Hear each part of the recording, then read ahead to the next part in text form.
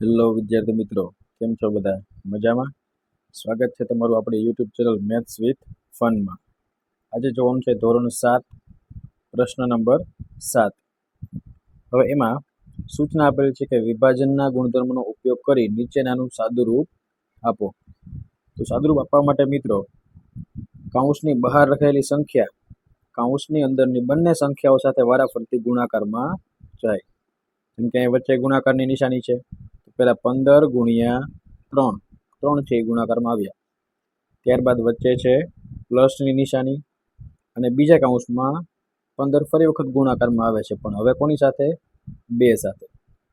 જોઈ શકો છો 15 ગુણ્યા 3નું સાદુરૂપ 15 તેરી 45, વચ્ચે વત્તા એમનેમ રાખ્યા.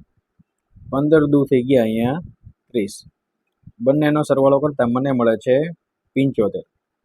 ત્યારબાદ દાખલા નંબર 2 જોઈએ. -2 નો ગુણાકાર પહેલા 3 સાથે અને બીજી વખતે 5 સાથે થાય છે. -2 તો બેમાં કોમન છે. ત્યારબાદ 2 તેરી 6, માઇનસ નિશાની એમનેમ રહેશે. બીજા કૌંસમાં 2 પંજાને 10, અહીંયા પણ એવું માઇનસ નિશાની એમનેમ રહેશે. બંને પદમાં નિશાની સરખી છે, તો વચ્ચે જે નિશાની છે એ લાગુ પાડીએ એટલે કે સરવાળો.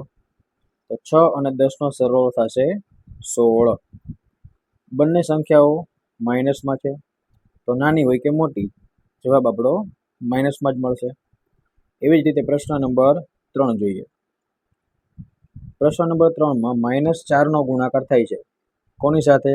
તો પહેલા કૌંસમાં -2 સાથે અને બીજા કૌંસમાં 7 સાથે.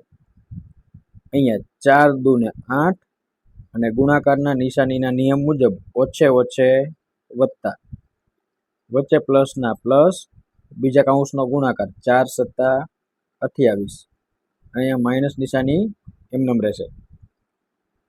અહીંયા બે નિશાનીઓ અલગ અલગ ભેગી થાય એટલે કે પ્લસ માઇનસ માઇનસ મળે. તો 8માંથી 28 ન જાય, તો 28માંથી 8 કાઢીએ તો વધ્યા 20. નિશાની મોટા પદની એટલે કે માઇનસ, તો આપણો જવાબ આવશે -20. ત્યારબાદ ચોથો ક્રમ, -8નો ગુણાકાર -2 સાથે પહેલા કૌંસમાં વત્તા -1 સાથે બીજા કૌંસમાં થાય છે. હવે જોઈએ મિત્રો, 8 દૂ 16 અને નિશાની ઓછે ઓછે વત્તા, બીજા કૌંસમાં 8 એકા 8 અને ઓછે ઓછે વત્તા. બેયની સંખ્યાઓ છે એ પ્લસમાં જ મળે છે. બેનો સરવાળો કરીએ 16 + 8 તો મને મળે 24. આ છે આપણો પ્રશ્ન નંબર 7. હવે જઈએ પ્રશ્ન નંબર 8ની અંદર. તમે જોઈ શકો છો અહીંયા પ્રશ્ન નંબર 8માં તમને સૂચના આપેલી એવી છે કે પૂર્ણાંકોના યોગ્ય ગુણધર્મનો ઉપયોગ કરી નીચેનાનું સાદુરૂપ આપો. તો મિત્ર આપણે યોગ્ય ગુણધર્મ જે લાગુ પડતો હશે એનું સાદુરૂપ છે એ લાગુ પાડીને આપશું. જેમ કે અહીંયા પહેલી સંખ્યા છે -21, એ અંશમાં છે. ભાગાકારમાં આપેલી છે બીજી સંખ્યા, કઈ? તો કે -20 + -1. બે નિશાની સરખી, તો વચ્ચે જે છે એ લાગુ પાડીએ. 20 + 1 એટલે 21, મોટા 20 છે તો નિશાની માઇનસની જ રહેશે. તો બંને જગ્યાએ અંશમાં અને છેદમાં -21 મળે તો છેદ કેવી રીતે ઉડાડશો? 21 એકા 21 અને ઓછે ઓછે જવાબ મળશે આપણને વત્તામાં, એટલે કે ધન સંખ્યા મળશે. ત્યારબાદ દાખલા નંબર 2, 24/8. એને પહેલા મેં કૌંસમાં લખ્યું છે કેમ કે એ બંને પદ છે કૌંસમાં આપેલા છે.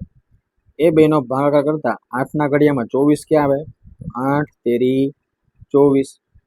માઇનસ નિશાની તો હજી એમને વધેલી જ છે, તો -3 છે આપણને નીચે છે મળશે. -3 સાથે ભાગાકારમાં કોણ છે? 3, તો મેં એને છેદમાં લખ્યા. ત્યારબાદ 3 એકા 3, જવાબ મળ્યા 1 અને નિશાની છે માઇનસની એમનેમ રહેશે, એટલે કે -1 આપણો જવાબ છે એ આવશે. ત્યારબાદ ક્રમ નંબર 3, તમને અહીંયા બે કૌંસ આપેલા છે. તો સૌપ્રથમ પહેલા કૌંસ છૂટું પાડો. અહીંયા જુઓ અલગ અલગ નિશાની છે તો બાદબાકી થાય. 9માંથી 4 જાય તો વધે 5. નિશાની મોટા પદની એટલે કે માઇનસની, પછી ભાગાકારમાં એટલે કે મેં લખ્યા છે છેદમાં, કોને? આ પદ. બંને નિશાની માઇનસ વાળી એટલે કે વચ્ચે જે હોય એ લાગુ પડે. તો 4 અને 1 નો સરવાળો કરો એટલે મળે 5. મોટા 4 છે માઇનસ, તો મોટા પદની નિશાની પણ માઇનસ લાગે.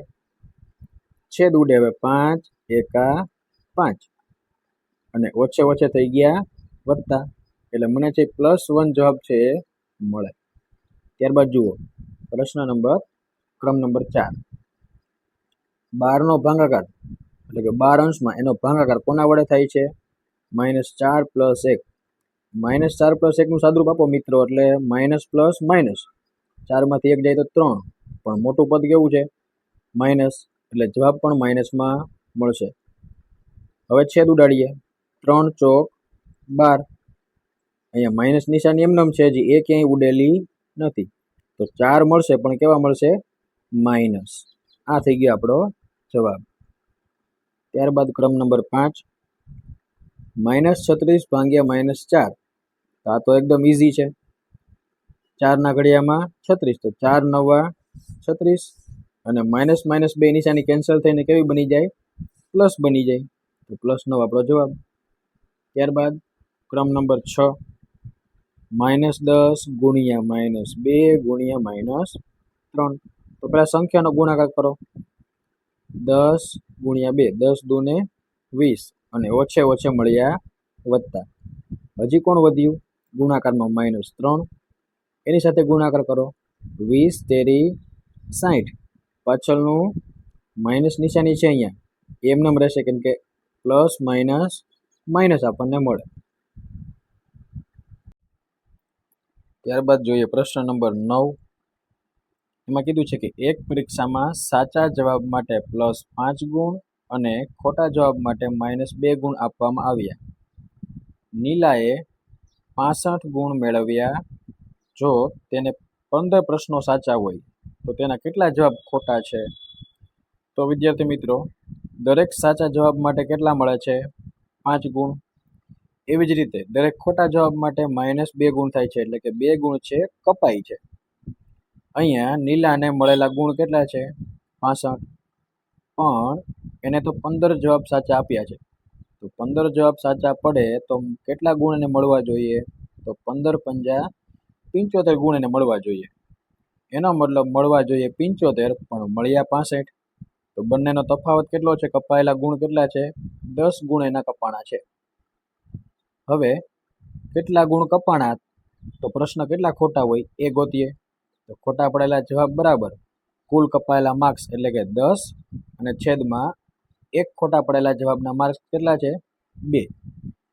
તો 2 પંજા 10 બરાબર તમને મળે 5. એનો મતલબ છે તેના 5 જવાબ છે એ કેવા હશે? ખોટા હશે. ત્યારબાદ જોઈએ પ્રશ્ન નંબર 10. એમાં કીધું છે કે એક બહુમાળી મકાનની ઊંચાઈ 190 મીટર છે તથા તેનું ભોંયરું 10 મીટર ઊંડું છે. એક લોડિંગ લિફ્ટ 15 સેકન્ડમાં 10 મીટરનું અંતર કાપી ધાબાથી ભોંયરામાં જતા કેટલો સમય લેશે? તો મિત્રો, બહુમાળી મકાનની ઊંચાઈ જે જમીનની સપાટીથી ઉપરની તરફ હોય એ છે 190 મીટર. ત્યારબાદ ભોંયરાની ઊંડાઈ, તો મિત્રો ભોંયરું છે એ જમીનથી નીચેની સપાટી તરફ હોય, એટલે કે જમીનની અંદર હોય, એની ઊંડાઈ હોય એને એ છે 10 મીટર. તો કુલ કેટલું અંતર છે લિફ્ટને કાપવાનું છે? તો કે 190 મીટર જમીનની ઉપરની સપાટી અને 10 મીટર છે ભોંયરાની નીચેની સપાટી, એટલે કુલ એમને 200 મીટર છે કાપવાનું છે. હવે કે લિફ્ટની ઝડપ કેટલી છે? તો કે 15 સેકન્ડમાં 10 મીટર અંતર કાપે છે. તો ધાબાથી ભોંયરામાં જવા માટે કેટલો સમય લાગશે? તો અહીં આપણે ત્રિરાશીનો ઉપયોગ કરશું કે 10 મીટર કાપવા માટે જો 15 સેકન્ડ લિફ્ટ લે છે તો 200 મીટર કાપવા માટે કેટલી સેકન્ડ થાય? તો ચોકડી ગુણાકાર કરીએ. 200 નો ગુણાકાર થશે 15 સાથે, જે અંશમાં લખાશે, અને આ 10 છે એ મુકાશે છેદમાં. છેદ ઉડાડીએ. શૂન્ય નીચેથી કપાશે, શૂન્ય ઉપરથી. વધ્યું કોણ? 20 ગુણ્યા 15. તો 20 ગુણ્યા 15 કરો, એનો જવાબ આવશે 300, જે આપણને સેકન્ડમાં જવાબ મળે છે. પણ આપણે તો સેકન્ડને મિનિટમાં ફેરવશું. સેકન્ડને મિનિટમાં ફેરવવા માટે અહીંયા 300નો ભાગાકાર 60 વડે કરીએ તો 6નું શૂન્ય ગયું, 300નું શૂન્ય ગયું, વધ્યા 6 30. તો 6ના ઘડિયામાં 30 લેવા માટે 6 પંજા 30, વધ્યા કેટલા 5. તો કુલ મને 5 મિનિટ છે એ ઉપર ધાબાથી ભોયરામાં જતા એટલો સમય છે લાગશે. ત્યારબાદ આપણે જોઈએ પ્રશ્ન નંબર 11. વિદ્યાર્થી મિત્રો, 11મા પ્રશ્નમાં એવું કીધું છે કે ટૂંકી રીતે ગણતરી કરો, એટલે કે જેમ બને તેટલું શોર્ટમાં ગણતરી કરીને આન્સર આપવાનો છે. તો -5 ગુણ્યા અહીંયા તમને 6 પ્લસ -4 આપ્યા છે. અહીંયા બે નિશાની ભેગી થાય, વચ્ચે ઓછે કેવી થઈ જાય ઓછા. 6 માંથી 4 જાય તો વધે 2. હવે ગુણાકાર કરીએ, 5 દુ 10, માઇનસ નિશાની છે એ એમનેમ રહેશે. ત્યારબાદ અહીંયા બીજા ક્રમમાં જોઈએ, -8નો ગુણાકાર -2 વત્તા -1 વડે થાય છે. તો પહેલા કાઉન્સ છૂટું પાડીએ, બેયની નિશાની સરખી, અહીંયા પણ માઇનસ, અહીંયા પણ માઇનસ, એટલે કે વચ્ચે સરવાળો આપ્યો છે તો એ કરવાનો. 2 માં 1 નાખો તો 3, નિશાની મોટા પદની માઇનસ જ રહેશે. હવે ગુણાકાર કરીએ, 8 તેરી 24 અને ઓછે ઓછે વત્તા. ત્યારબાદ પ્રશ્ન નંબર 12 જોઈએ. એમાં શું કીધું છે કે નીચેની બાબત પૂર્ણાંક સંખ્યાઓનો કયો ગુણધર્મ સ્પષ્ટ કરે છે તે લખો. આપણે મિત્રો ખાલી અહીંયા ગુણધર્મો લખવાના છે, બીજું કશું ગણતરી કરવાની નથી. તો જુઓ, અહીંયા -7 વત્તા -2 બરાબરની જમણી બાજુ શું થાય છે -2 વત્તા -7. તો અહીંયા માત્ર ક્રમ ફેરવેલો છે. -7 પહેલા હતા તો આ બાજુ પછી લખ્યા છે, અને -2 પછી હતા તો એને આગળ લીધા. વચ્ચે બેની ક્રિયા થાય છે સરવાળાની. એનો મતલબ અહીંયા નિયમ આવે છે સરવાળા માટે ક્રમનો ગુણધર્મ, કેમ કે એમાં ક્રમ ફરે છે. તેવી જ રીતે ક્રમ નંબર 2, -8 ગુણ્યા -4 અને બરાબરની જમણી બાજુ -4 ગુણ્યા -8.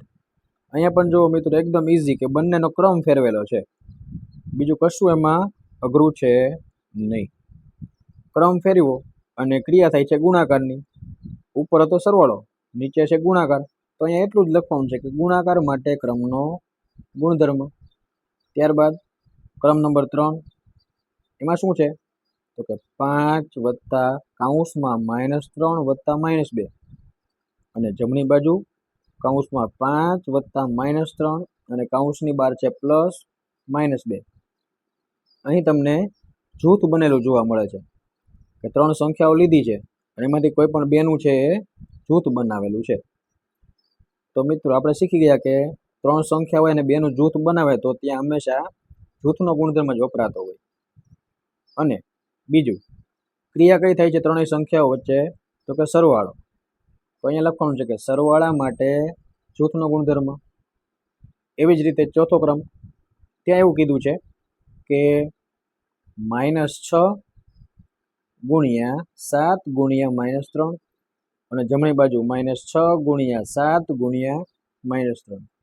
મિત્રો બંને બાજુ 3 સંખ્યા છે એની એજ છે. અહીંયા 7 ગુણ્યા -3 ને કાઉન્સમાં લીધા છે અને અહીંયા -6 ગુણ્યા 7 ને કાઉન્સમાં લીધા છે. તો ખાલી જૂથ બદલ્યું છે તો માત્ર જૂથનો ગુણધર્મ જ આવે.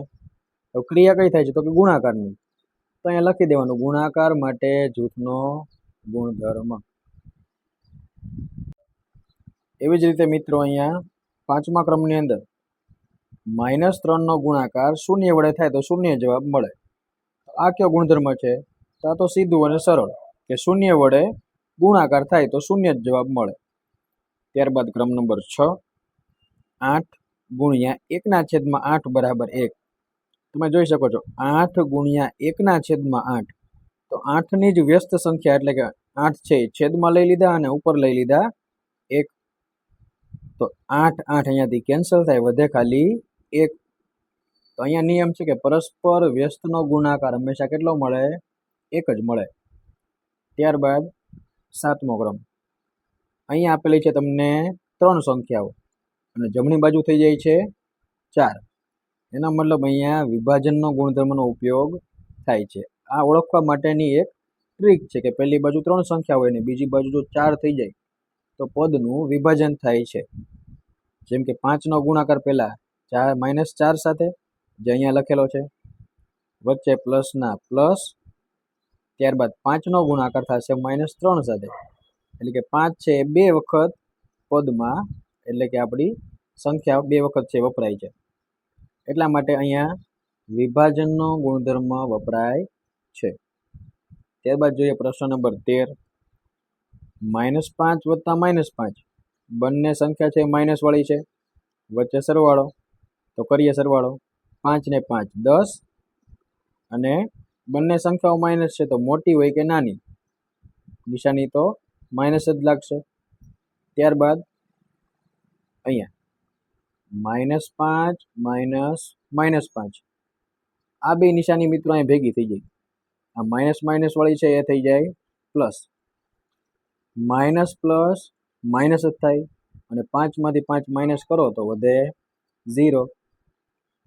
એવી રીતે અહીંયા 5 છે પ્લસમાં છે, 5 છે માઇનસમાં, તો મિત્રો 5 રૂપિયા કોઈને આપો અને 5 રૂપિયા પાછા પણ લઈ લો તો એનું બેલેન્સ પાછું કેવું થઈ જાય?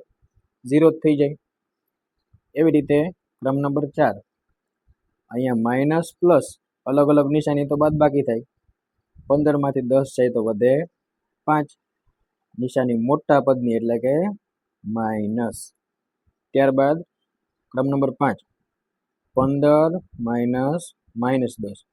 તો મિત્રો અહીંયા +25 કેવી રીતે આવે? તો અહીંયા માઇનસ બે નિશાની ભેગી થઈને કેવી બની જાય?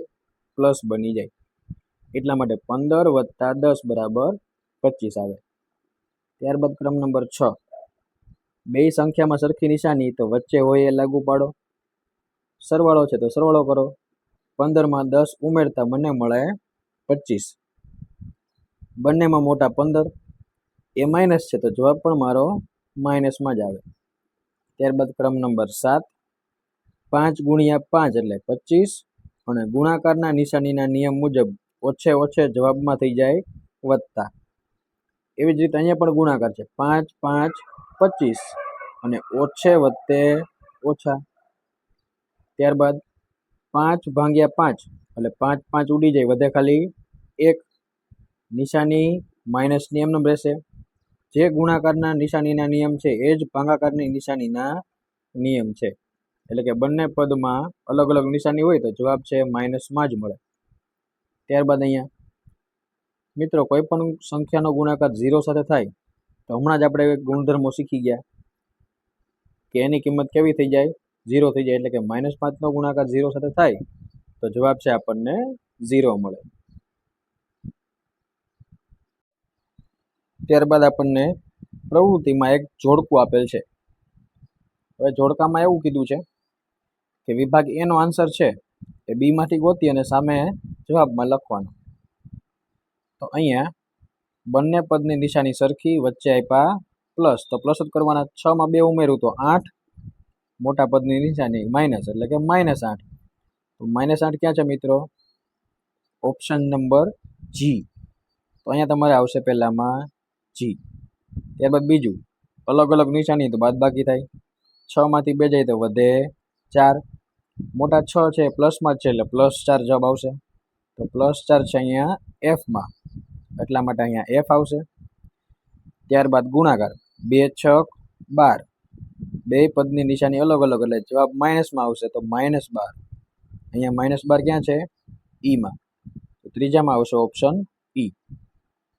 ત્યારબાદ 6 / 2, 6 ના 2 ભાગ પાડો મિત્રો, કેટલા ભાગમાં આવે? તો આવશે અહીંયા 3, એટલે કે ઓપ્શન C. ત્યારબાદ -6 + 2 અલગ અલગ નિશાની છે તો એટલે બાદ બાકી થશે. 6 માંથી 2 જાય તો 4 વધે, મોટા 6 એ માઇનસ તો -4 મળશે, એટલે કે ઓપ્શન D. તો પાંચમામાં અહીંયા ઓપ્શન D. ત્યારબાદ 6 + 2, 6 માં 2 નાખો મિત્રો, એકદમ સિમ્પલ છે.